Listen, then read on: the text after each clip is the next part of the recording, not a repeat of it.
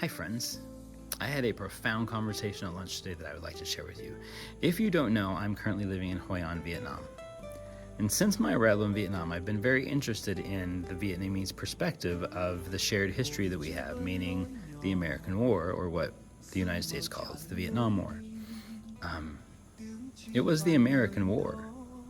Americans didn't come to liberate or save, they came to instill what they think another country should be doing into another country. And what she taught me was profound. The Vietnamese have been, for she said over 1,000 years, have been defending their way of life in various wars. She listed a list of countries that have come to Vietnamese to attack them and to have war, always trying to force the Vietnamese to have a better way of life.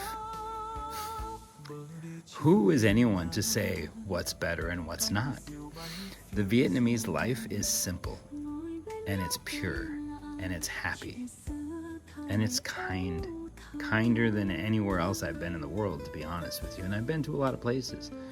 But what she told me was that the Vietnamese don't want war. They never want war.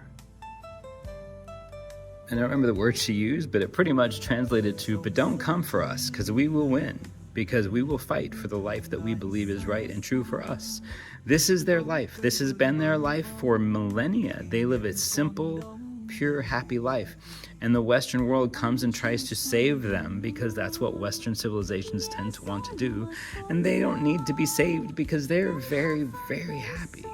But then she said something. I said, but how is it that the Vietnamese are so kind to Americans right now, knowing that not that long ago, in my lifetime, we did horrible things to the people of this country. We committed crimes against humanity to the people of this country, and yet they welcome me with smiles and open arms. I said, how is that? And she said, we don't look at the past. We look at the future, and we look at today. We look at the past just to learn. But we don't look at the past with anger or with grudges, but we look at the future, what we can become, and how we can share our love and our life and our freedoms with other people. And she kept referring to their freedoms and their independence. And so, Vietnam used to be divided. There was Northern Vietnam and Southern Vietnam, and the Americans came and took the side of one of them and fought the other ones. And then at the end of the war, there was a unification. And that unification was tremendous for these people. She said it was a wonderful day when two became one again, when our nation became one nation, one free and independent nation. And I was not taught that they're free and independent. I was taught that they are living horrible lives of oppression, which is not the case. Leaving the United States and opening myself up to learning what the world was like outside of the history books that I was taught from has been profound, and I just started.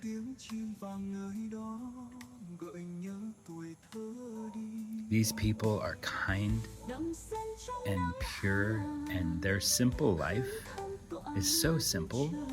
It's so beautiful. How dare anybody come and tell them that this simple life is not good enough or right? Because what they have is incredible.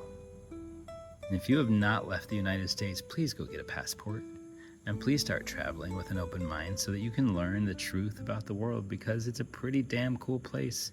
And a lot of the things that we are taught about it are not true.